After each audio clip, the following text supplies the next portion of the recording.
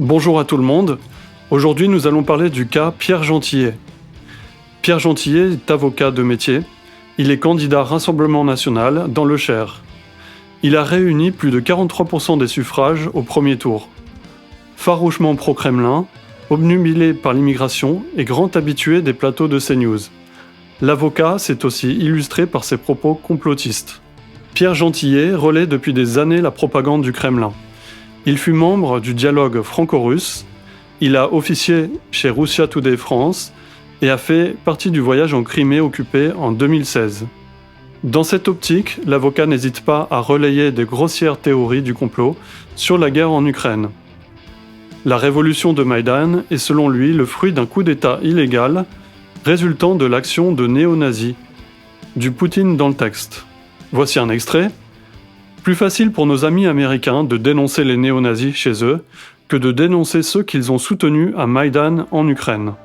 Dans cette logique, on peut dire que la Russie pourrait intervenir en Ukraine, car le grand mouvement de Maïdan, fruit d'un coup d'État illégal. Le 16 mars 2014, jour du référendum d'annexion de la Crimée, il écrit « La Crimée vient d'envoyer un magnifique bras d'honneur aux USA, à l'Union européenne, Soros et tous les bien-pensants. Vive la Crimée de nouveau russe !» On peut trouver les propos sur George Soros, architecte du chaos, publié chez Sputnik France. En avril 2022, alors que le monde découvre horrifié les horreurs commises par l'armée russe à Boutcha, Pierre Gentillet appelle à la retenue et suggère, en faisant référence au faux charnier de Timisoara, que le massacre est une manipulation. Voici ce qu'il dit.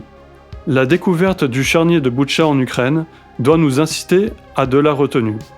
Avant de parler de crimes de guerre, il faut d'abord qu'une enquête puis un procès ait lieu pour qualifier ces faits et établir les coupables. Souvenons-nous de Timisoara. Pour parfaire sa démonstration, il enchaîne. Réfléchissez 2 minutes. On découvre un charnier côté ukrainien, on identifie à peine les corps et en quelques heures on sait déjà qui est le coupable. Sans enquête ni procès, la Russie. Ironiquement, il admet que la guerre civile en Ukraine est une guerre de propagande. Puis ajoute que les Français sont bien moins intoxiqués par la propagande russe qu'occidentale. Rappelons que les crimes de Boutcha ont été bien documentés par des experts internationaux. La guerre civile en Ukraine est aussi une guerre de propagande et nous sommes, nous Français, bien moins intoxiqués par la propagande russe qu'occidentale. Qui a violé les accords de Minsk ? Qui a élargi l'OTAN depuis la fin de l'URSS pour encercler la Russie ? En 2017, il se targue d'avoir été reçu par Bachar el-Assad, accusé de crimes de guerre et crimes contre l'humanité.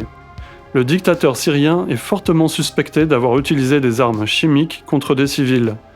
Là encore, Gentillet a sa propre vision des choses.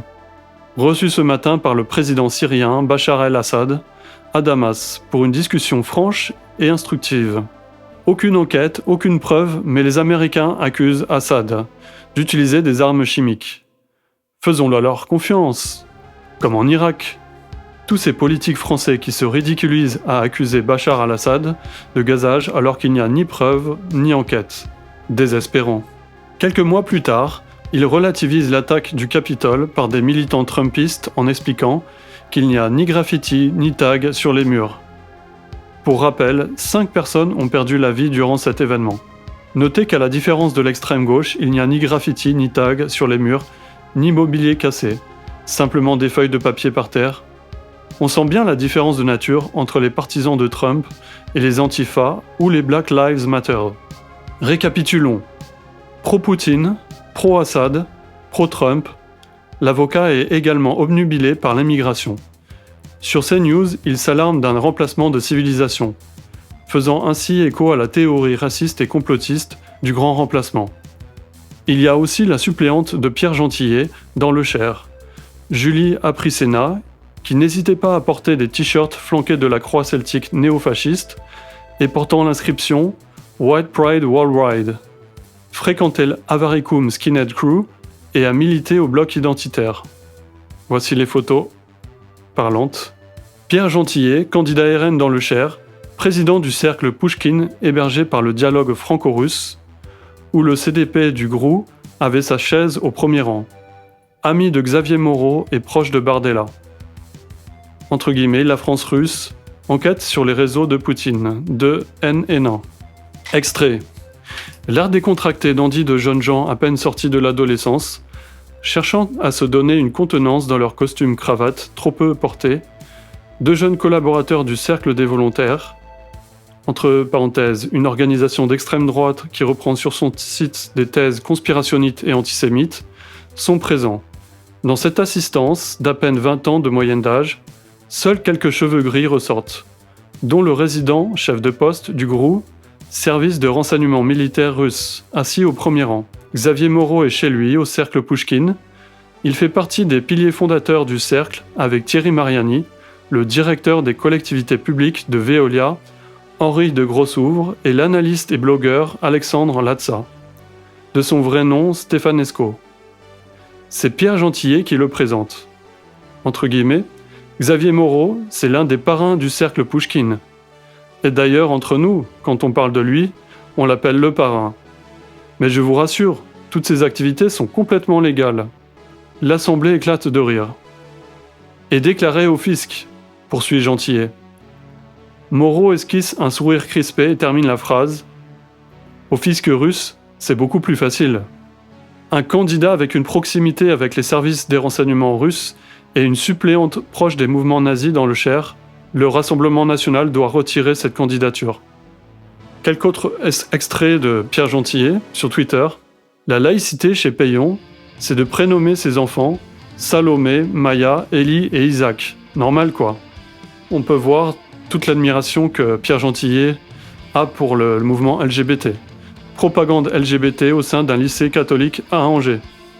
Voici un propos plutôt anti-avortement. Il semble parler de boucherie en parlant d'avortement et appelle Caroline Fourest à s'ouvrir les veines.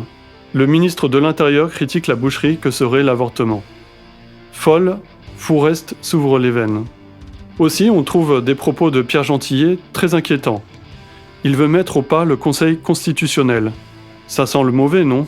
Il est étonnant de voir ces propos de Pierre Gentillet, car récemment Jordan Bardella disait à Gabriel Attal « La Constitution, toute la Constitution, rien que la Constitution ». Merci d'avoir vu cette vidéo, j'espère que vous l'avez appréciée.